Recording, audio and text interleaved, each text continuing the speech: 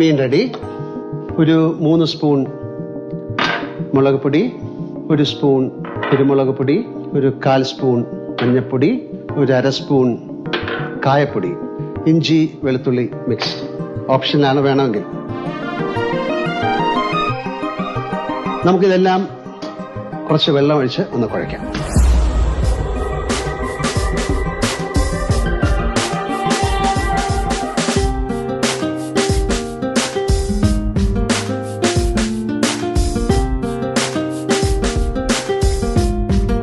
അധികം വെള്ളമാക്കാതെ കുഴയ്ക്കുക.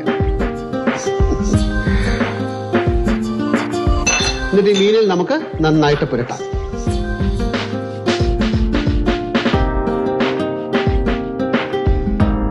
മീനിൽ നന്നായി പുരട്ടിയ ശേഷം കുറച്ച് സമയം നമുക്ക് ഫ്രിഡ്ജിൽ വയ്ക്കാം.